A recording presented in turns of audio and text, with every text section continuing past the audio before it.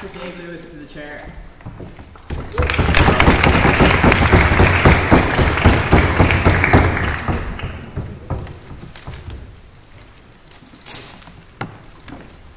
So, I call this house to order and call upon the Record Secretary, Catherine Kelly, to read the minutes of the last public meeting.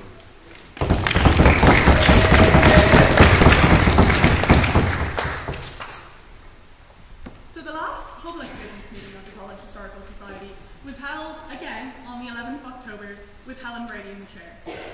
So we had a debate about Wonder Woman 2 weeks ago, and it was genuinely wonderful. We brought out all our women, all 7 of them. It was a big night for the hits.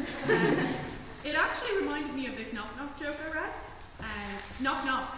Who's there? Men. Exactly. Stephen knows what I'm talking about. So some of you may be thinking, but wasn't the inaugural last week? It was, but I completely blocked it out and I don't like to talk about it actually. 684 pages of minutes, Paul. You know? And the way that we do things in the HIPS is the RecSec actually gives the minutes of the previous inaugural. So essentially, you're going to have to wait till next year to hear about Paul's. And you're not missing much. I mean, I had to give minutes on Ronan's inaugural from last year, and it was bleak. Having to relive that experience, genuinely.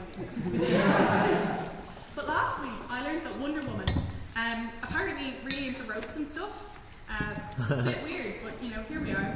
And so this week, we're talking science. As someone who thought that the Hamilton was actually named after Alexander Hamilton. Yeah, I learned about him when the musical came out. I thought, you know, I should probably just Google some stuff. So that's what Anya and I did. So science facts. This is very exciting. Did you know if you took all the veins from your body and laid them out end to end, you would die? That one shocked me, to be honest. Another science fact. Certain snakes can survive for 2 years without food by digesting their own hearts, which Anya and I reckon is probably how Phil survived.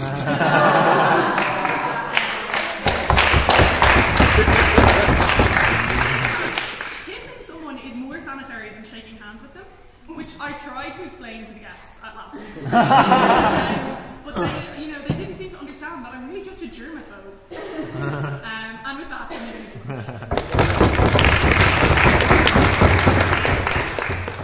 Okay, so are there any objections to my signing the minutes as a true and accurate account of the last public business meeting? No? Duly signed. Yeah,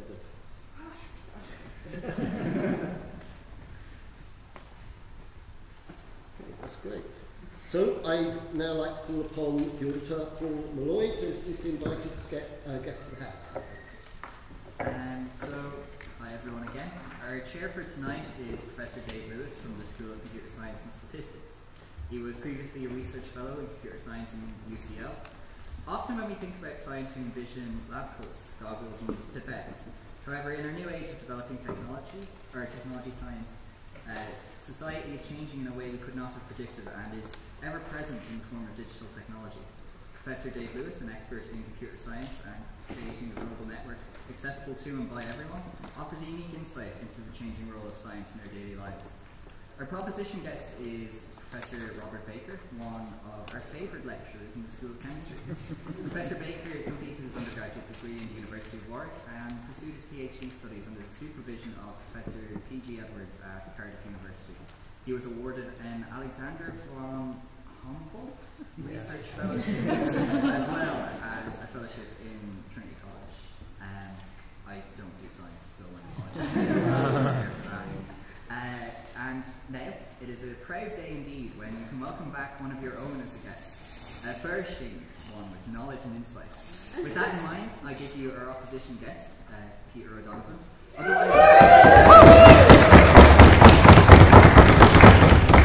More commonly known as Pod, to any of you who hang around here who are saddened. Otherwise known also as XVC of the HIST. Peter now works as a cancer researcher in RCSI following his graduation from genetics in Trinity last year. Just before we do start, there are a couple of corrections to our oratory returns. So our first proposition speaker tonight is Sam Brown, and our second speaker on proposition is Melissa Barnes. So we had somebody who had to pull out of last minute, so we have to make some changes because of that.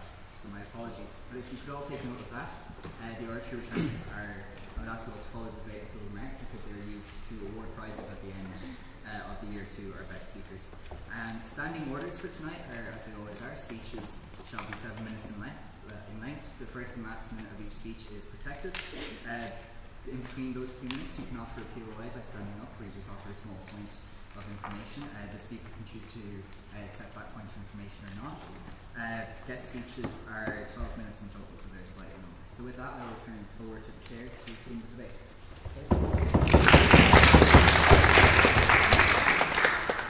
So, the question before the House this evening is, this House believes that science needs ethics. And I should now like to call upon Sam Brown to propose the motion to the House.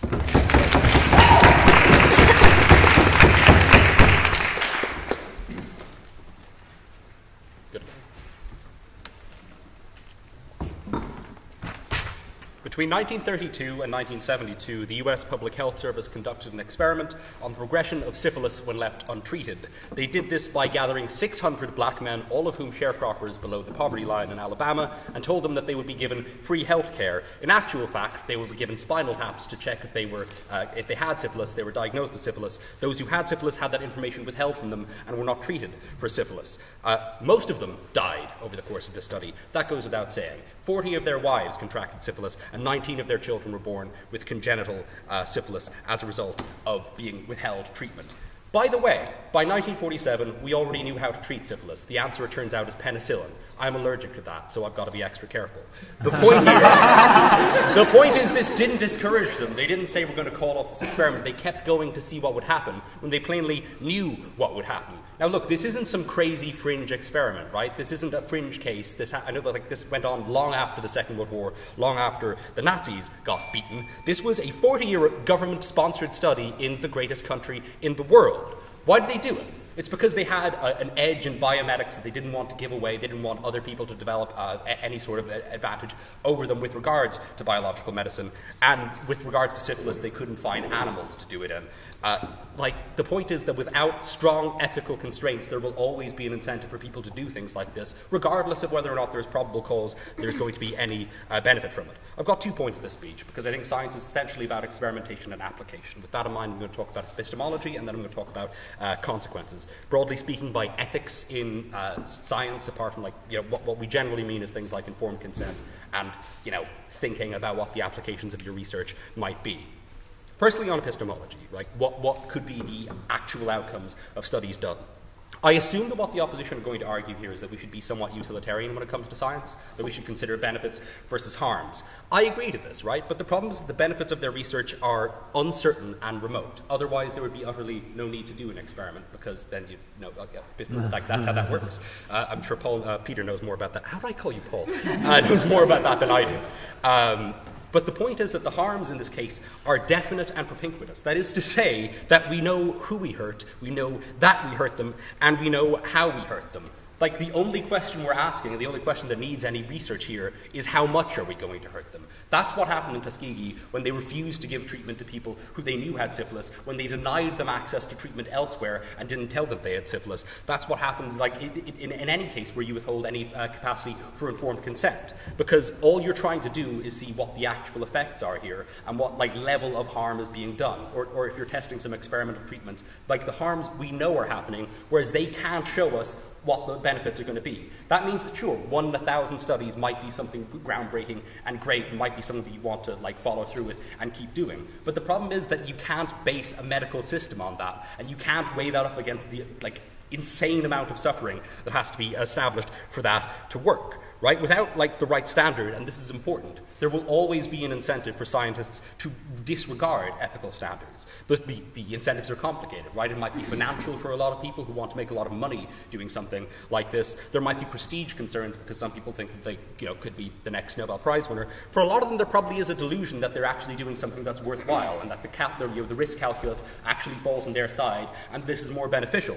The problem is that like they'll always be able to justify this by a 1 in 1,000 thing when you're like looking at presumably tens and hundreds of thousands of subjects and other people in those treatments affected by those studies in ways that they can't possibly go back for. So what we need in terms of a counterbalance to this is the counterbalance of disgrace, right? So I'm not saying that where we've had like, unethical experiments that have yielded results that we should never use those results. I'm saying that those people who do that should have their medical license revoked. They should resign in disgrace and never get any sort of further acclaim whatsoever ever again as the necessary counterbalance to this. Take Peter, for example. He was introduced tonight as a geneticist. If we'd introduced him as disgraced geneticist Peter O'Donovan, you'd be a lot slower to believe the things he'd say, right? That's the kind of appropriate counterweight that we need socially in order to have medicine that is based in terms of like other sciences that can ever be utilitous or good in that kind of way. Without that, they're not proposing a situation, I'll take it in a second, where they have a more ethical or more beneficial medicine or science. What they're doing is self-gratification. Go.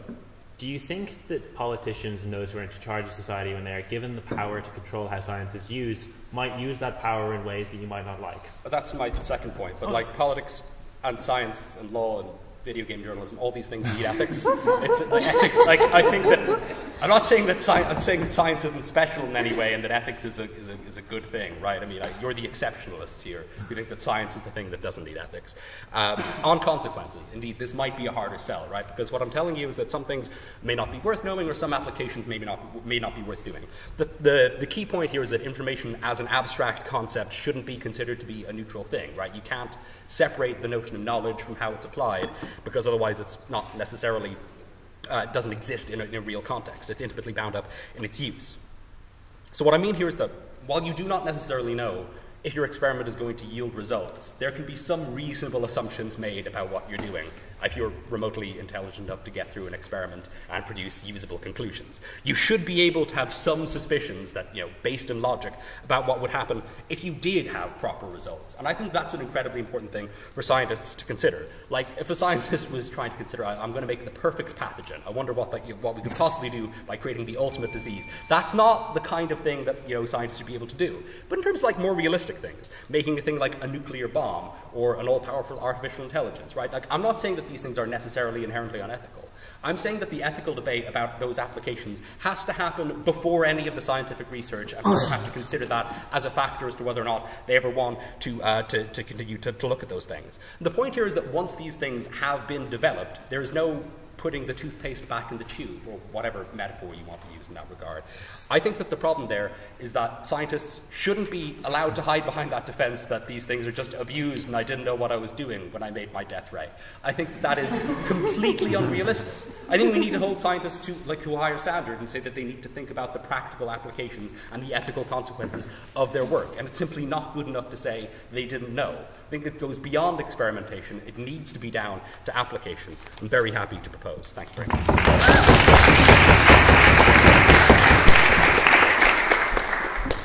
So I would like to thank the speaker for his speech and invite Celine Delahoy to continue the debate.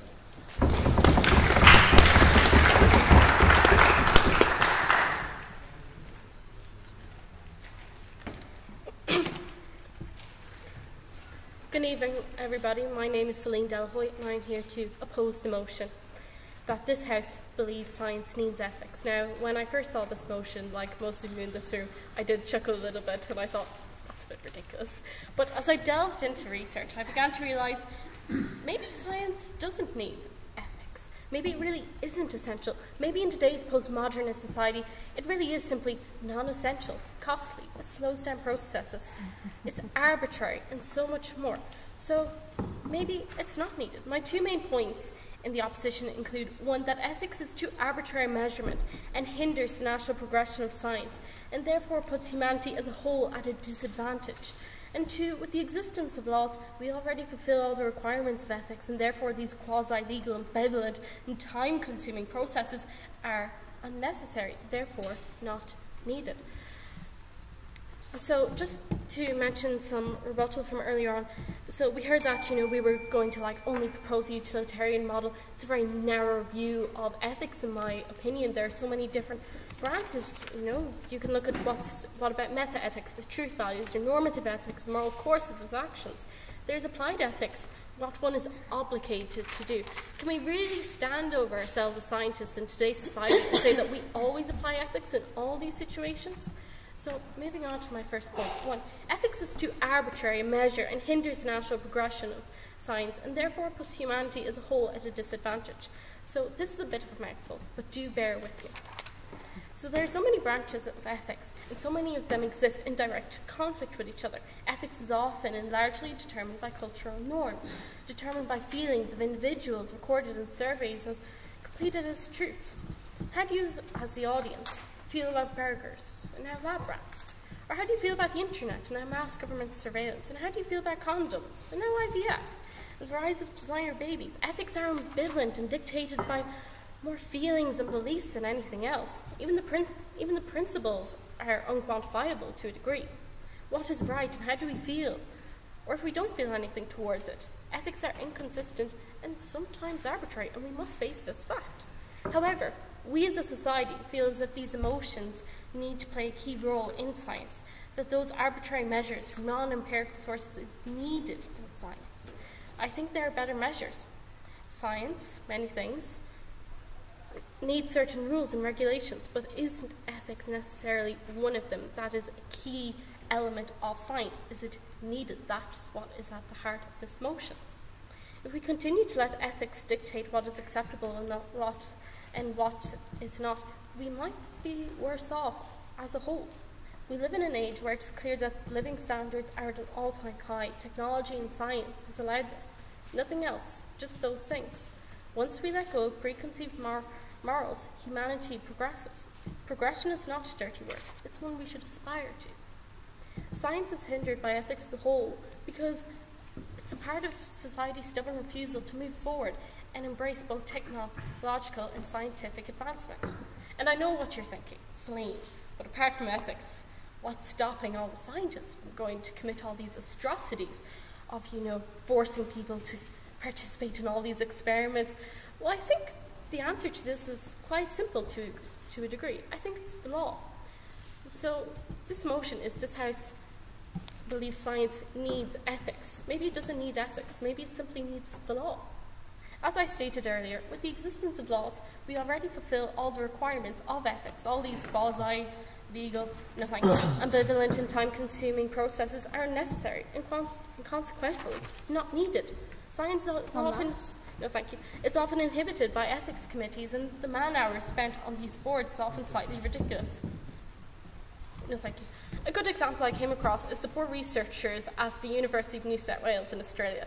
They must read the rules governing human research projects at UNSW, then decipher the obtuse and internally contradictory 20-page guidelines for applications to the International Ethics Committee at the UNSW and its affiliated teaching hospitals. And then they have to undertake research involving humans plus the 60-page NHMRC National Statement on Ethical Conduct and Research Involving Humans, then the several hundred-page commentary on the National Statement on Ethical Conduct.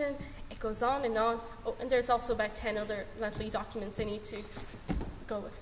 Where do you think the basis for any sort of law outlining something as deemed unethical comes from? For example, from 1949 to 1952, like 35,000 women in the US were given lobotomies because their husbands didn't like them being hysterical. Do you think that's a morally ambivalent thing? Morally ambivalent. I'm going to come to that later on in my speech. These boards slow down progress. They are costly, but more importantly, the people who sit on them often have nothing to do with science. Like the boards who sit and approve these things, boards can often approve a lot of things. I think a good example is Mengelé's notorious twin experiments. That was completely approved by the laws at the time, by the ethics of the time. These boards slow down progress. They are costly, but more importantly, the people who sit on them often might not have direct and full experience with what they're talking about. Did you know that a lot of boards often require at least one religious leader to sit on them? Like, we talk about secularism in science today and how better off we are now. To some degree, no, that isn't always the case. We do have a moral influence in some of them. While ethics allows for contribution from non-empirical sources, I think this is sometimes unnecessary. What I'm trying to say is that without ethics, scientists may carry on as they are, by and large, obeying the law, because it's in their own self-interest. As mentioned earlier, no one likes a disgraced scientist. You can still be persecuted under the law. If we remove ethics from science, we are not removing the law. You can torture people. You can't torture people. You cannot force someone to participate in something they do not want to do. You must respect autonomy under the law. This isn't necessarily ethics. We must look at the question that's being asked. So is it so that interest groups can dictate what they feel? So what do you need ethics boards for in a lot of cases? Is it so that interest groups can dictate what they feel? Or is it an extra layer of bureaucracy and law? I don't think either are necessary, and I don't think ethics is needed in science. Thank you very much.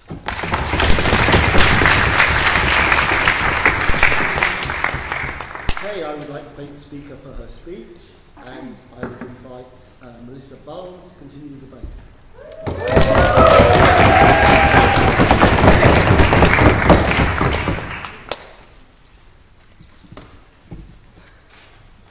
Hello everyone, my name's Melissa and you're all very welcome here tonight for this evening's debate. So I'm a second year medical student here in Trinity, and believe it or not, I actually did an ethics module last year as well as a philosophy one.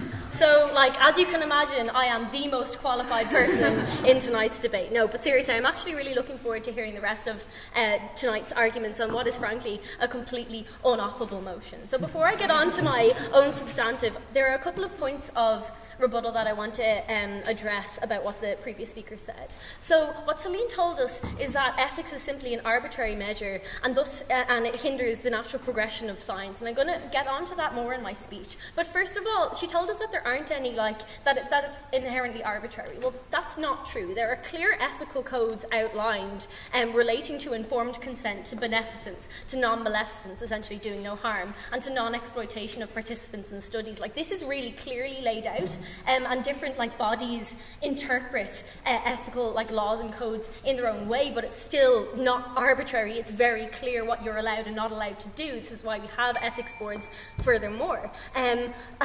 Second of all, she told us that we can just use the law instead. Well, I don't think that you can necessarily separate the law and ethics. They're intrinsically linked. Ethics informs the law, so you can't say well, we'll keep some ethics in the form of the law but get rid of the rest, because that doesn't really make any sense. So on to my own point. So I think we heard a lot of important stuff from Sam about what's gone on in the past, but what I think tonight's debate should really focus on is not whether humanity needs ethics, but whether science needs ethics, because that's what the motion states, right? So do we actually get better, more cutting edge, more useful science within the confines of an ethical code? Ladies and gentlemen, what is the purpose of science? The opposition will present you with the view of science as an exploratory tool that we can use not only for the pure pursuit of knowledge, but to do all sorts of really cool things like cloning, developing AI, crossbreeding all sorts of creatures, and producing superhumans. But while this may have the potential to be true, is this what science is really about? Is it simply there for the pursuit of knowledge and the development of vanity projects, or is it there to serve people? Science's effect on people and other living things is not only the most important aspect of science, but it is intrinsic to what science is. The drive to discover the cause of depression, to cure cancer, to determine if we are the only planet with intelligent life, and all other things that plague scientists' minds, fuel scientists of all disciplines. And trust and engagement in science is essential for its survival and for its progression. And ethics is what allows people to access science safely. How, I hear you ask? Well, let me tell you. Ethics provides a safeguard. It reassures the public that we have learned from past atrocities, that their welfare is of paramount concern, above and beyond the desire for scientific progression. It provides accountability, and the prosecution or stripping of accreditation of those scientists who stray outside ethical guidelines reinforces this. This builds trust in all avenues of science. But why should we even care about what people think, right? Well, 2 reasons. First of all, experiments. So, a lot of exciting new advancements in science that have come about recently are in its ties to technology. But this isn't the only area of radical scientific progress. And by this I mean mental health. So in the studies of the likes of neuroscience and psychology, we can't simply open up someone's brain and look inside and understand their cognition in the same way that we can open up someone's forearm and understand how the wrist is moved. We need active engagement from the general public.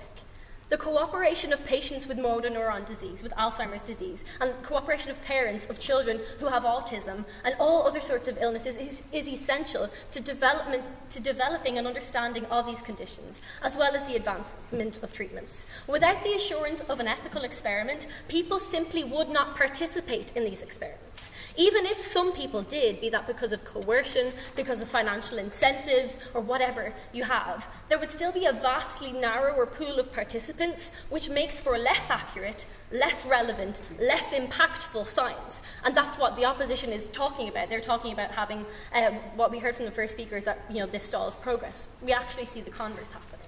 Second of all, if we specifically look at the medical profession, where up until the introduction of ethical standards, doctors had free rein over their patients' welfare. Patients' views were not consulted or considered. Parents were actually banned from staying in with their children in hospitals, and the refusal of treatment by patients was just not an option, really. While I don't expect that the opposition would like to see a return to this state of affairs, it's important to recognise the actual effect that removing ethical standards from medical practitioners would actually have. As much as this may pain me, a prospective medical professional, to say, we cannot allow doctors to reign supreme. Not only is it morally wrong, but it would stop people trusting good doctors. So, okay, sure, it'd be a bit shit if you're a really good, beneficent doctor who has your name muddied as a result of another professional's misconduct. But more importantly, what does this mean for patients? There was already a slip in the trust in science and the medical profession. We've seen this in Donald Trump's attitude and his rhetoric about climate change and his indulgence in anti-vaxxer concerns. And we can see this closer to home as well, where there have been reported measles outbreaks in Dublin at the end of last year and again this week. A vaccine uptake rate for measles to provide sufficient immunity, the uptake rate that's needed for that is 95% for everyone to be immune, right? But the national MMR vaccine uptake rate in Ireland last year was 92% and as low as 89% in Dublin. So how does this relate to people working in a lab?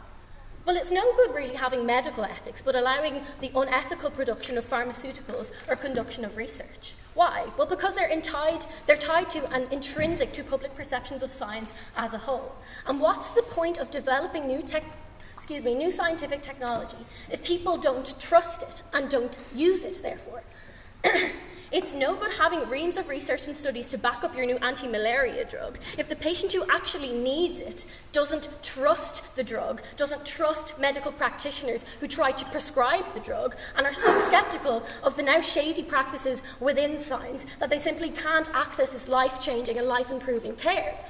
The classical anti-ethics argument from the opposition that we may hear from the opposition, and that's just generally about, is that we should be allowed to conduct ethically dubious research and experimentation in order to help more people in the long term. But this is based on the assumption that if you strip away all human barriers, this suddenly makes impossible things possible, and we have no evidence of that. The potential value that could maybe be obtained from this type of research is greatly outweighed by not only by the enormous harm that would be inflicted on people and living things, but also by how this would completely strip the public of their trust in science, actively blocking people from accessing care and treatment, as well as the cutting-edge technology that could actually impact their lives. I beg to propose.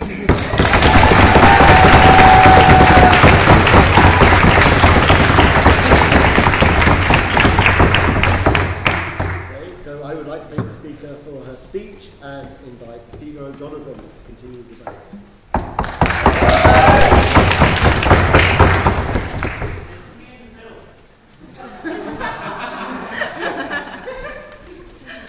Well,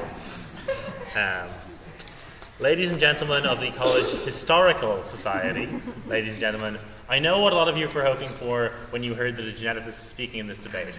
You were hoping for the creepy genetics guy to tell you about playing God with chimeric creatures he keeps in his basement, incredible fusions of a cat and a dog with their genes spliced together. And while that would be really fun to talk about, first of all, I work with computer genetics, so I can't actually do any of that.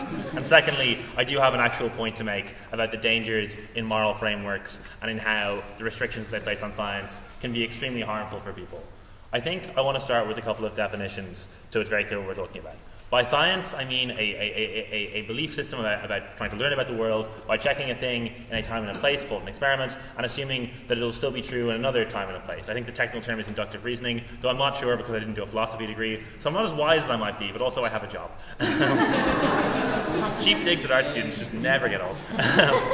Secondly, by ethics, I mean a moral framework that says that some actions are right and others are wrong, and that there are certain actions that you should avoid in any circumstance, or at least should take great pains to avoid.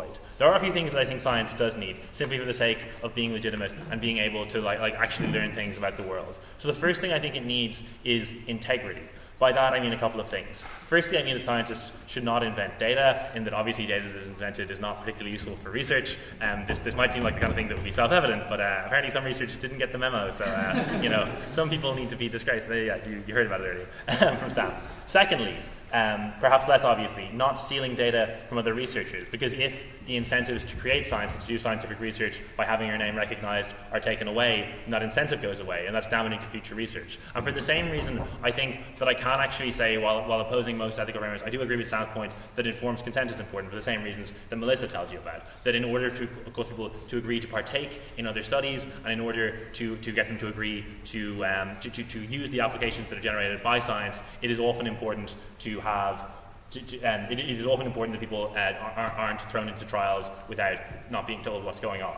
I think that is a fair criteria to put on. Secondly, I think science does need to have a point. I think if there is clear and definite harm being caused, then there should be some kind of trade-off there. But I want to make the case that in some cases where there is a harm being caused, that harm is worth taking, and some people might view that as being incredibly unethical in cases like vivisection. But firstly, I want to talk about how ethics aren't objective, and how in the past moral frameworks that the people imposing those moral frameworks thought were incredibly important, that they thought were necessary for science to be good, actually ends up being massively harmful to science. So why aren't ethics objective? Because what you view as right and wrong are constructed by the world around you, by the society that you grew up in, by the experiences you have growing up, even by your very genetics, like pointing you towards certain things that your brain intuitively finds more appealing.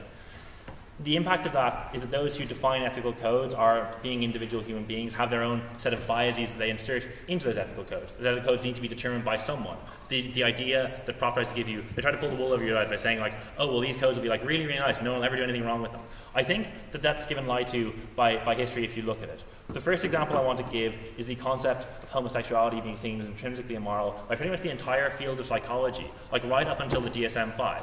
Like in the 60s and 70s, you can find newspaper articles where psychologists are warning people of like the spread of homosexuality and seeing it as incredibly immoral to conduct any kind of research that might have been seen as giving legitimacy to that. Because in their view, it would have been unethical, because it would have been justifying a mental illness, because having any of that research focus on saying that was okay rather than looking for what they would have seen as a cure would have been incredibly harmful. From a modern perspective, with research that was done in a neutral sense, trying to learn about that, we can now say that people who live LGBT lifestyles often live like lifestyles that are just as good as people who aren't in that category, and we now know that because research that would have been seen as immoral back then was done.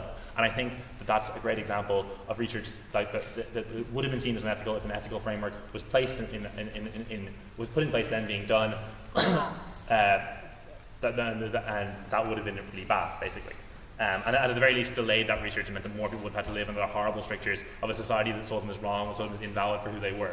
Secondly, an even more extreme example, I want to give the example of what was called Lysenkoism in the Soviet Union. So basically in the Soviet Union, there was a belief among the leaders of the Soviet Union that the concept of natural selection and genetics were against the principles of communism. So they found this one biologist who had a concept of what he called natural cooperation, which I thought was better than natural selection because it implied plants could get on with each other, and that was seen as being really, really good. Now, this was obviously nonsensical. Geneticists in general who spoke out against this and said this is wrong, were declared enemies of the state. And having been in the Trinity Genetics Department, I find it very funny, thinking of the offbeat donut-obsessed nerds, which we put in their own special corner of the nerd building over there, being declared dangerous enemies of the state. But it becomes a lot less funny when you realize that the lack of genetic information that was available in the Soviet Union as a result led to one of the worst man-made famines in history, because people simply didn't know the things that they needed to know about crop rotation and about crop breeding that would have needed to feed people who were there at the time.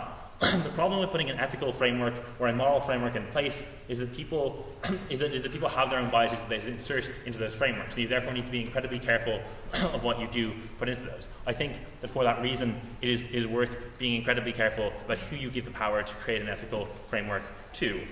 Secondly, on this, even if you have if you have what you're sure is a perfect moral ideology and you currently hold power, I would point out that everyone interested in politics and history has wanted to impose their own ideology in their society and has believed that they could hold it, no thank you, for the rest of time, and that all of those people have been proven wrong. So that whatever framework you put in place to allow an ethical framework to affect science, necessarily that is going to be used by other people in future, and that you therefore need to be incredibly careful what you allow. Oh, I thought I had 10 minutes.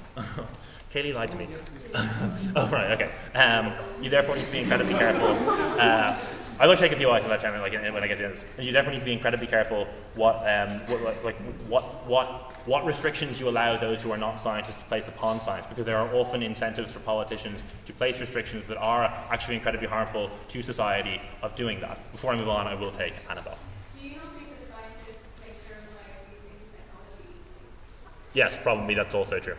I don't know why that contradicts my point. I'm just saying, you need to be careful the way in which you allow an ethical framework to affect science, because research or views that you might see as immoral might actually end up benefiting society overall when you look at them in an unbiased way and allow the scientific method to show you the truth via the system of experimentation that we use. No, thank you. Okay. In a modern context, I want to talk about because there are still restrictions on. Sorry, I'm my God off. There are still restrictions on research put in place by certain ideologies that have power we might not necessarily agree with. I give you the example of the fact that access to class 1 drugs is heavily restricted to scientists. Those are not necessarily the most dangerous drugs, but rather drugs that had a known medical application at the time that they were banned. I give you the example of MDMA, which is incredibly difficult to get access to in a research context, but there is now some degree of evidence, and there probably could be a lot more evidence if we were allowed to research it, that could be incredibly beneficial to Parkinson's sufferers. But because there is an ethical framework that says that research on that drug is dangerous and should be prohibited and should be restricted as much as possible, it is incredibly difficult for scientists to get access to that.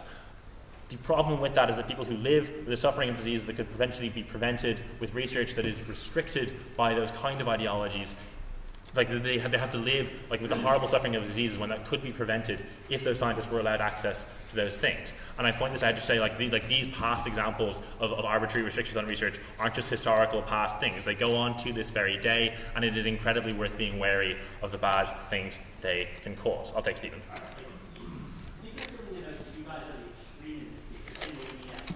No, Stephen. Look, Stephen. No, because it's not a competitive debate. I don't have to sound out the most extreme case. I'm just giving the case for my side. Stephen, you get 90 points and you break it euros, but that's not that doesn't matter here. I'm just giving out my take on this debate and the reasons why we should be scared of why we should be worried about ethical restrictions being placed upon science. I don't need to win tick every single box. It's not how the weekly debates work. Lastly then, regarding the idea that some information necessarily makes a trade-off, because I think I came into this debate to be mostly about vivisection, and no one's really talked about that yet, so I thought I might as well put in a bit on that, because that was what the poster was. So, okay. I do think that scientists should take the responsibility they have when running any kind of experiment with animal models incredibly seriously. I think, however, that often there is no way to get correct information except by using those. People often suggest, oh, just use a computer model instead, but the problem is that firstly, it takes a massive amount of computational power to try and model a biological system because there are simply so many things interacting. It takes like a huge supercomputer to model even like a couple of molecules, so an entire human body is just incredibly difficult. And secondly, often we don't even know what's going on there. We don't know what molecules are in there, and the only way we can find it is via experiments on animals. Things like the discovery of penicillin, things like cures for horrible genetic diseases that destroy people's lives are only accessible via animal testing in many cases. And while I think that is a responsibility we should take incredibly seriously, I think it's also something that scientists should do sometimes. And while some people might see that as horrendously unethical, that is something I'm actually perfectly proud to stand over. I move to a close.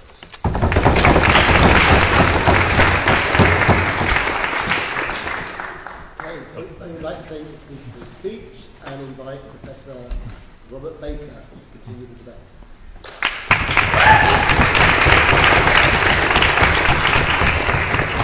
Okay, thank you. Some of you probably from chemistry, so I guess this is your chance for revenge. I have brought my chalk with me, just in case. There we go, I win, we said. Okay, so what I wanted to do, I was given this idea, is to try and show you some of the importance of ethics by giving you examples where, if there was no ethics, the real problems start. Okay? So if you have done chemistry, you'll know that my favourite pantomime chemistry villain is Fritz Haber. Okay? As a man, he was a complete arse. There's no way about it, right? On the one hand, he discovered how to make ammonia. And he discovered a drug, or a gas called Zyklon A. Both of these were used to improve the amount of crops that you can grow. Okay? So on the plus side, he was able to increase the amount of food production for people in Germany. Good thing. Nobel Prize in chemistry. Bad thing, he used his ideas of chemistry to develop chlorine gas as a warfare agent. Okay? So we have these pictures and these images from First World War poets like Wilfred Owen of soldiers drowning in a sea of gas. Okay? Those come from the bad applications of science. He also invented Zyklon A, which was modified to Zyklon B. Zyklon B was the gas that was used to gas the Jews in the gas chambers. Okay? The irony is that Haber was a Jew originally. His wife was really not happy with this idea, as you would, and she committed suicide. And that didn't stop him going off to the front to kill more Allied and German people. Okay? So Zyklon A was developed as Zyklon B, used in the gas chambers. Okay? We've already had Mengelé's experiments on hypothermia and so on and so forth. And he's not a doctor because he didn't obey the Hippocratic Oath. First, do no harm, apart from if they're Jews and we can kill them all, or something like that. Okay? And from that, the Nuremberg ethics the Nuremberg War points decided that they would set up an ethics committee to try and stop these atrocities happening again. So we learn from history. And that's the whole point of history, right? That we learn from our mistakes. Okay. From maybe the 1930s to the 1970s, 1980s, ethics was something that was kind of passed on through to students. Okay? There was it was an unwritten rule. So you would learn the ethics of your field from people who were practicing in it. So, around about the 1980s, it was decided that actually we should write these things down. So our code of ethics now is this unwritten rule, writ large. Places like UNESCO have been involved in refining our ideas of what an ethics committee should be, or what ethics should be. Of course, it doesn't mean that it's all stopped. We had an example just now mentioned about the MMR vaccine. This is bad science. Okay? This is somebody that decided to report a study in The Lancet, big prestigious journal, which said that there was a link between autism and the MMR vaccine. The reason he said this was rather controversial, but basically it was all makey-uppy science on his behalf. Okay? He was paid by a different vaccine company to try and discredit the one vaccine. Okay? What did that mean? It meant that we've already heard that people stopped taking the vaccine. So children who should be immunized gain this immunization and then this herd immunization actually don't. And they end up catching measles, mumps, rubella, and so on and so forth. And people have died because of this bad science. Okay? So because okay, so you can say that there is a board of ethics, but the guy completely and utterly disavowed himself of it, okay? And this brings me to the second point, I guess. So this is what we try and teach you as students, okay? This is the scientific method. So this is where we try to show you what to do using your data, okay? So you can do an experiment in the chemistry labs. 9 times out of 10 it won't work, okay? So what do? You copy your mate's results.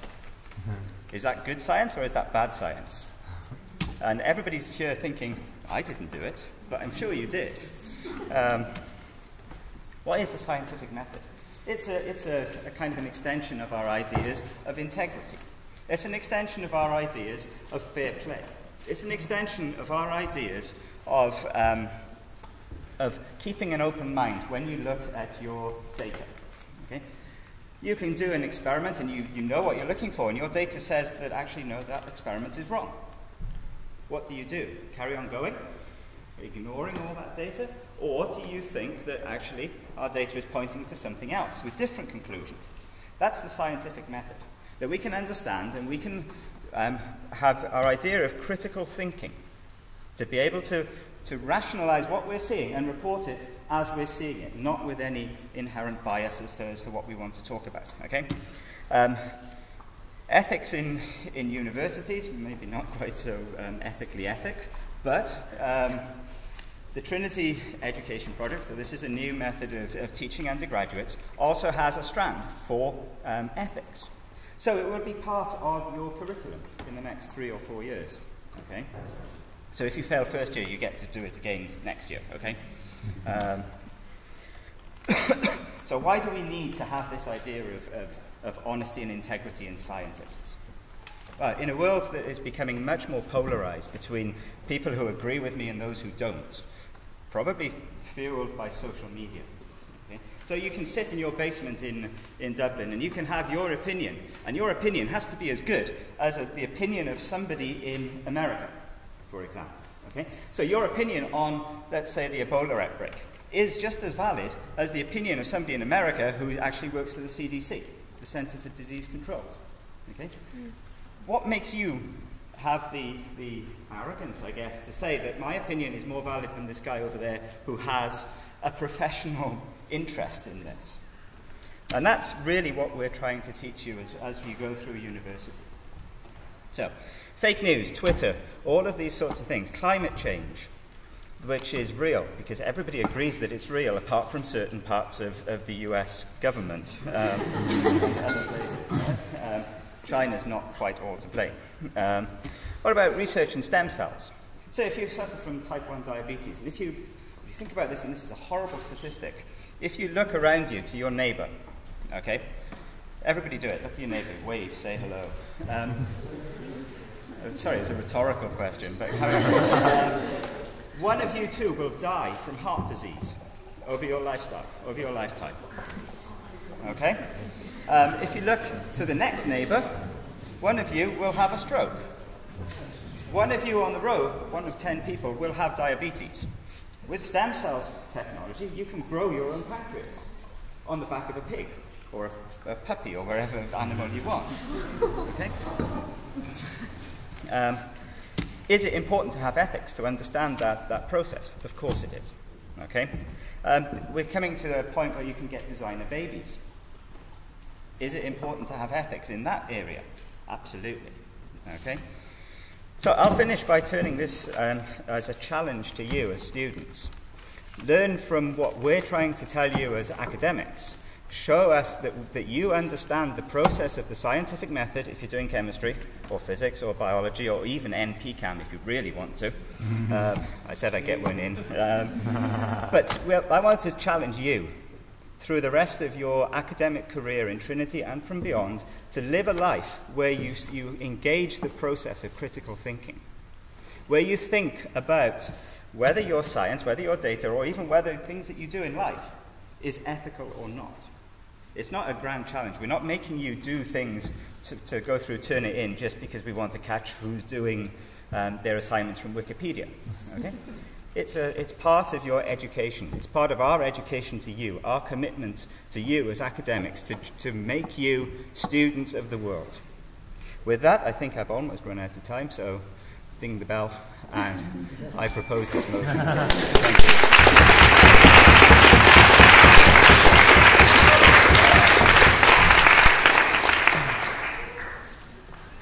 So I would like to make a speech for his speech and invite Morgan Quinn now to continue the debate.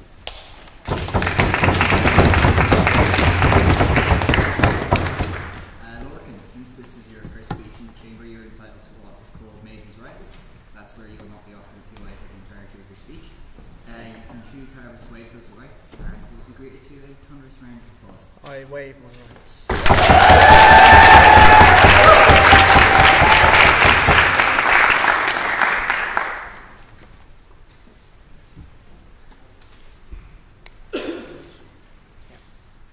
I suppose then the first question should be, what actually are ethics? I'm going to illustrate this in a way that would be a bit unexpected, okay? Let's imagine a Catholic Irish peasant who goes to sleep in 1700 and wakes up in 2017 Ireland. Like, what would be the first thing he'd notice, okay?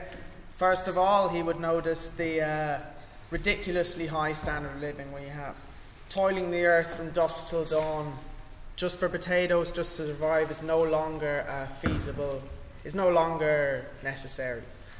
All sorts of extravagant food available at a moment's notice. Starvation is no longer a feasible possibility. He would then notice the other marvels that science and technology has provided. Child mortality has plummeted, people are living longer than ever and as healthily as ever. Electricity and electronic gadgets have provided a standard of living fit for kings. He would be in disbelief at the political and religious freedom available to him. Not only is he allowed to proudly practice his faith as a Catholic, but also allowed to vote. He would have woken up in an Ireland completely different from the one he left. Now let's say he's curious and he decides to visit a local tavern for on a Thursday night for an explore. He finds a popular looking venue called Copperface Jack's. Now I leave what he witnessed there to all your imaginations, but needless to say he goes straight from Coppers into his time machine and back to the 1700s to live the rest of his life, his measly existence, praying to God for forgiveness for his sins. I think we've all experienced some extent of that in Coppers, but that's for different reasons. This theoretical peasant was obviously shocked at the sexual freedom he saw only because he was but a product of his time. His conception of what is ethical was formed and shaped by the level of development and structure of the society around him. His society was, of course, agriculturally based, with semi-feudal systems of control mainly enforced by a rigid interpretation of Catholicism. Despite similar religious beliefs being practiced across the Western world, scientific discoveries, which were then considered unethical, led to industrialization, which led to the birth of capitalism, and with a gradual transition from life devoted to religion to life devoted to work, and advances in technology, society's interpretation of what is and what is not ethical changed beyond recognition. And so, just like the Irish of the 1700s did, we in the modern day believe we have reached a stage of development where we can decide what constitutes a truly ethically advanced stage of society. Although there are bad people in the world and the world is home to huge injustices, we believe that we at least have an idea of what is right and wrong and can apply these ethics to studies in science. We have thankfully advanced past a stage where religion affects our judgment. Or have we? Are we truly a post-religious society? Now, with our smartphones and the internet, all created through scientific advancement, we have access to and can analyse and discuss all varieties of ethics and ideas. We completely ignore the ethics of how our smartphone was created.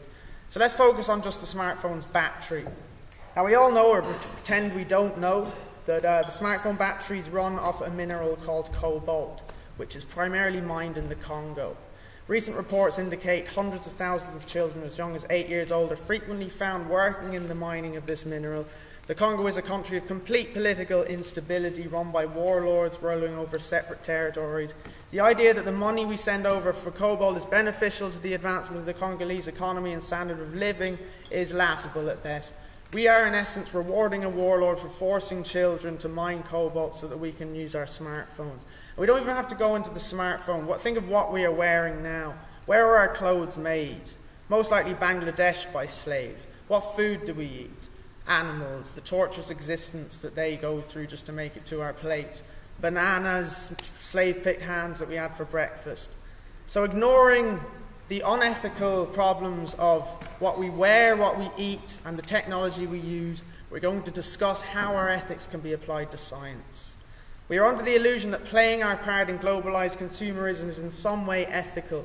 If we decided to throw away our clothes and our phone and reject consumer capitalism's evil, we will be rejected as outcasts of society by our friends and family. How is this anything other than a modern religious mass indoctrination just as backward as the beliefs of the 1700s Irish peasant? The possibilities available to us with scientific advancement are, just like they were for the Irish peasant, incapable of being believed or comprehended by our modern brains. Within the next decade, it is feasible that a baby can be grown from a new embryo in the test tube to eradicate undesirable traits such as... a baby can be grown from a new embryo within the lab. Within the next 50 years, it's feasible that genes of embryos can be edited in the test tube to eradicate undesirable traits such as ugliness or stupidity. Within the next 100 years, it is feasible that aging could be identified as a disease and cured. People could literally be young forever. Now, what sort of sexual freedoms would be liberated by these advances that would be unacceptable by our modern standards of ethics? With these highly likely possibilities and the effect on society they will have, how can we apply our ethics of today in a way that has any sort of relevance to the beliefs of the system of the future? Will our structure of society not seem just as infantile as 1700s Ireland structure does to us? Scientific discovery begets technological advancement, which begets economic freedom, which begets ethics. It never works the other way around. Just in response to a few of the points brought up, as Melissa said, the doctor-patient relationship is not the doctor-patient relationship and the improvements on that. That's not actually science. That is a societal relationship which needs to be improved. I wouldn't say that changes the ethics in regards to actual science. As the professor said, Cyclone A and B and the Nuremberg Ethics Committee, that we learn from our mistakes. There's still huge injustices in the world which we all play our part in. So have we learned from history in reality? And that's pretty much all I have to say.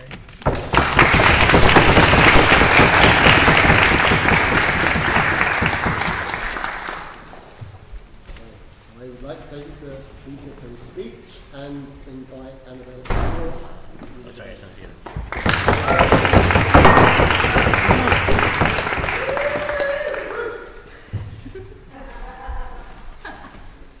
Hi guys. So I'm actually only a year younger than Pod, so I think I should be considered a guest. So if I want 10 minutes, I'm going to ask for it, and I'll probably just keep talking. I also realise that it's like coming to the end of the night. You know, maybe everyone's a bit tired. And I thought, let's bring some non-science into the debate, right? Let me like hypnotise you like for a second, right? So like, let's just pretend I'm amazing, right? Let's just all believe, here slower, that, you know, you're just going to believe the speech is phenomenal, right? That like off is just like wrong. Yeah. Well, anyway, actually, I do actually believe in science, even though apparently I look like an art student.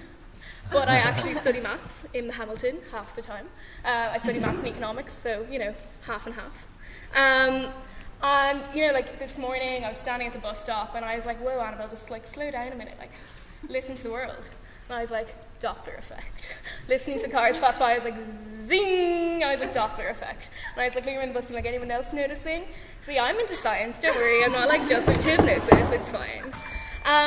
So maybe you're asking yourselves, like, guys, like, what's happening with this speech? Like, who is this girl? Like, a minute's past. It's so random. Like, she pretends to be rational. She's talking about science, but, like, is she? Like, guys, this is humanity, okay? Like, I'm not a, like, robot, you know what I mean? Like, wait, I have an intro. It's actually written here.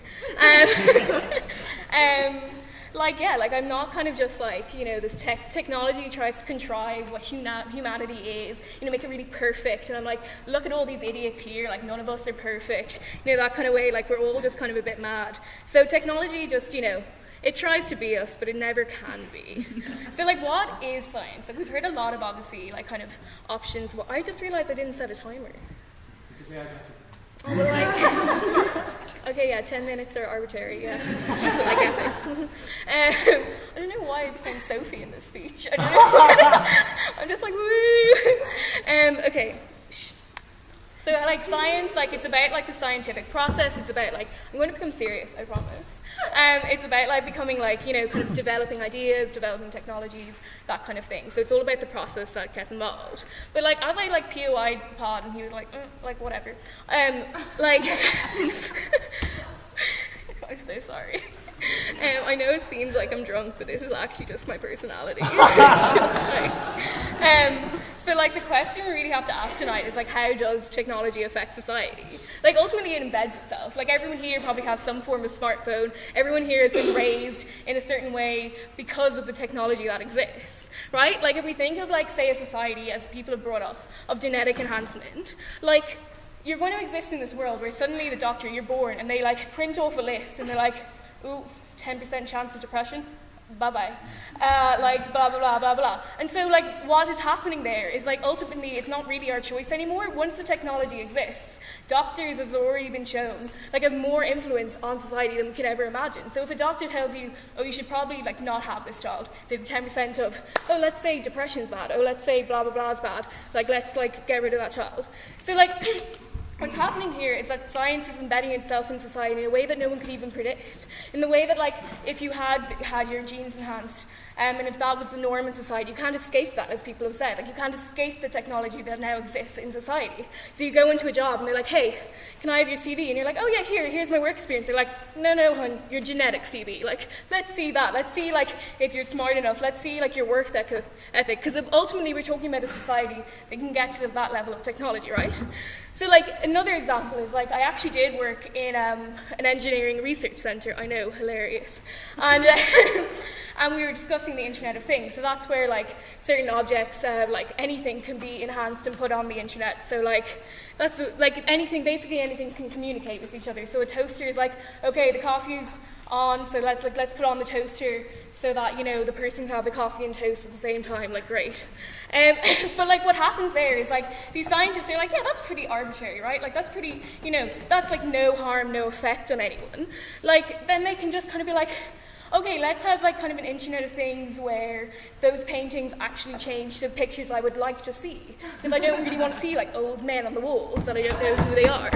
And then suddenly it's, like, images of, like, girls in dresses, like, advertisements, blah, blah, blah. And suddenly they're depicting what I should be seeing, and they're telling me what I should see. So we're building these sciences into, like, technology into society that are based on certain biases, right? So, like, as I, like, POI Pod, like, okay, yeah, ethics is biased. Yeah, ethics is determined on the time in history we are living in. So is science. Like, as in the scientist with, like, no ethical background, with no kind of oversight over them, can just put whatever biases they may have into science. So whether that's, like, them putting, kind of, as I said, the Internet of Things, creating literally the world around us, changing every object around us, telling us who's more valuable, what's more valuable, and what we should believe in, like, that's important. That should be overviewed, right? Like, so then you can kind of say, like, okay, but, like, fine. Let's say science is you develop the technology, then you bring in the ethics board, then you decide. So, like, in that way, at least we have the science developed, and then we can, like, decide. But, like, as I already said, once technology is developed, it ultimately will, like, disseminate into society. Like, why? Because, like, ultimately the people that have control over society are the people, like, with political power and the people with capital. Right? So whatever benefits them is what they're going to do. So, like, in terms of, like, the AIDS crisis, when they were like, you know what, I'm, like, a political conservative, and I don't really want gay people to survive. So even though we have the drugs that could help people survive AIDS, even though we could stop all these millions of people dying in America, we have the political power, we're not going to do it, right? So, like, as in, like, that's just a kind of a counterexample of, like, how, like, these things, like, will come into dissemination. It's ultimately up to, like, power, politics, capitalism. It's not up to ethics. As in, the way that these things happen is, like, ultimately down to power. So even if Pod likes to tell us, You know, like, they're stopping us making this amazing technology. Like, come on, ethics board. Like, also, it's kind of like, oh, wait, who's influencing these people? It's like, why did the Industrial Revolution happen? Oh, yeah, capitalism. Like, oh, yeah, oh, the labour wages are too high. Let's get some technology there to eradicate the labourers. Like, you know, like, as in, like, all science, ultimately, is not wielded and, like, controlled by ethics. It's ultimately wielded and controlled by capitalism. So at least ethics can be there as kind of like a overall thing, being like, hey guys, but maybe not. So like ultimately, even though ethics can be like biased and dependent on the time, like it leads to better outcomes than just the individual scientist being like, hey, I have a great idea. Oh wait, screwed over the whole population. So yeah, thank you for what you proposed.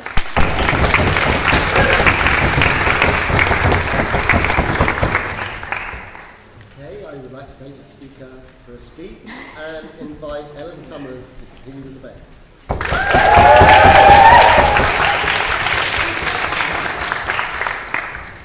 Ellen, since this is also your first speech in the chamber, I don't hate on people person. You are also entitled to make comments. If you choose to rate them the same round of applause will greet you as well. So if I wave them and don't take POIs, I still get the round of applause. So I'll wave them.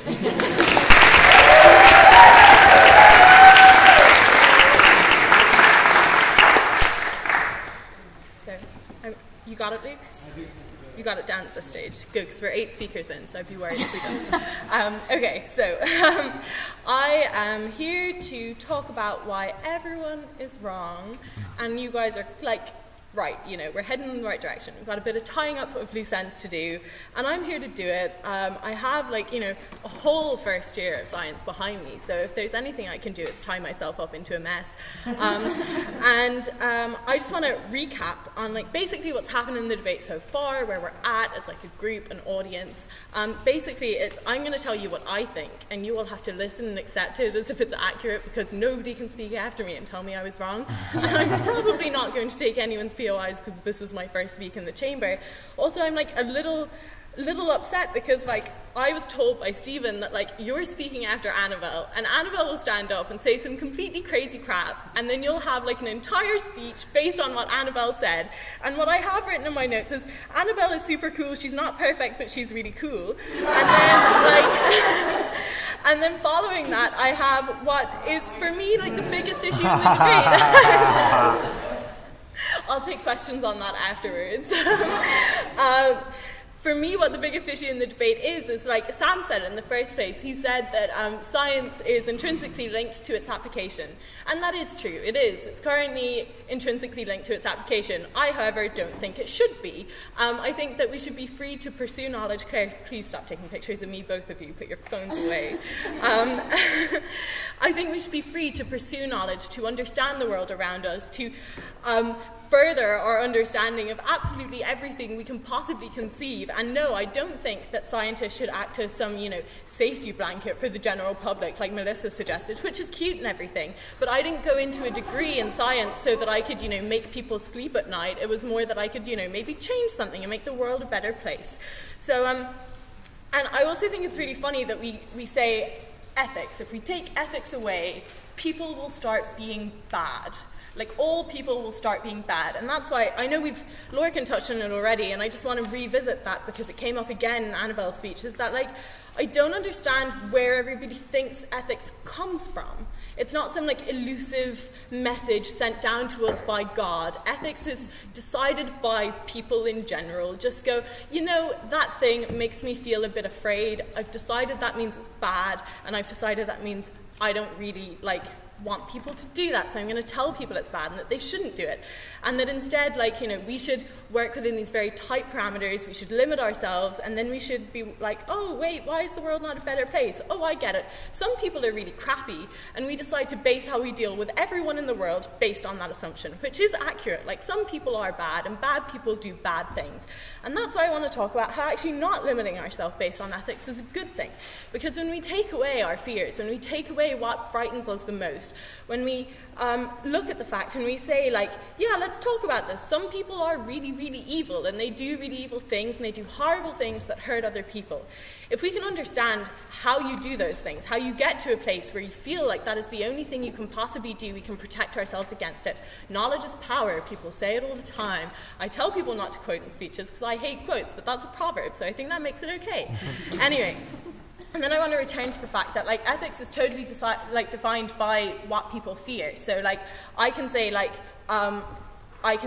I don't think it's right that you know, rub your PDA in my face when we're standing in the conversation room after a debate. Like, I think it's actually kind of unethical, and I think you should keep your private relations at home. But, you know, that's just me as a person deciding how you should behave based on what terrifies me. That's another issue. I'll also take questions on that later. But another thing is that human fears and human likes and dislikes are dynamic, and Lorcan said this in his speech, and it's like, completely relevant to this debate, and like nobody has said anything on it, which I think is remarkable. And the reason they're not saying anything on it is that it's entirely undefeatable. Is that what people were afraid of 50 years ago is not what people are afraid of today. So our ethics are going to continue to change. The only thing that won't change is our ability to pursue science, to pursue the truth, and to pursue what is ultimately correct. How you feel in a situation is perfectly valid in that situation. It, however, is not welcome in my laboratory. Anyway, now we talked a lot about like what ethics is, where it comes from. I've done a lot of talking about it anyway. What we haven't really talked about is science, and science is the pursuit of knowledge, and like Sam said, that application and that knowledge are intrinsically linked. I want to separate them for a second. I want to go back to what Annabelle said about how like science is a lot of the time defined by capitalism, and it totally is. And you know, a lot of people who are driven by money and wealth and fame and all of those lovely things that everybody kind of wants. Those people definitely do mess up the greatness that is science. So for me, I think about science as a way to pursue knowledge that helps me explain the world around me, that helps me to do things that enable me to help other people. I know it might be surprising because a lot of the scientists you'll experience in this building or, you know, like Luke, and you don't actually like look at someone who chooses a career in nanoscience and be like, they're doing that to help other people. But they are. Fundamentally, there is no reason to put yourself through that monotony unless it's for the greater good. Like, why would you do this? Sorry, Tugan, I forgot about you. It's okay. But, like, you know, I'm just getting revenge for Peter because he keeps being called Paul and it's not his name. Just because Pod and Paul sound alike doesn't mean they're interchangeable.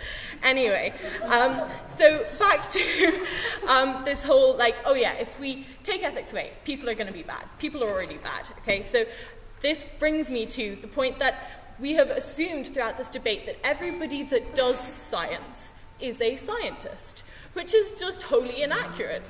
Because you can go through 1 year of chemistry and your lecturer might think that it's really funny to tell you how to make a bomb, right? And then you're like, great, I'm gonna go home. It wasn't you, don't worry, but somebody definitely did it. Definitely, like, I remember it happening. Yeah, like, he's really cool, I really liked him. He was like, you know, pretty great, but I was like, dude, you have no idea what you just did because there's some maniac in this class that's fucking sick of sitting in Goldsmith and they're running home to go and buy all the ingredients they needed. And yes, I am looking at you, Luke. Anyway, so what I'm saying is, I can't remember. What I'm saying is that you don't need to be a scientist in order to do science. What you need to be a scientist is to learn how to practice science correctly. People use the word ethics to explain that, but what it is integrity, which is linking back in with what Pod said. Look how I did that. Wow. I love speaking some. Anyway, but yeah, so basically, oh, that's my time. But basically, we should operate with integrity and we shouldn't be limited by our fears, and we should understand that what we fear will change and it may grow and it actually might become something really, really great. So anyway, I will leave you with that. Thank you.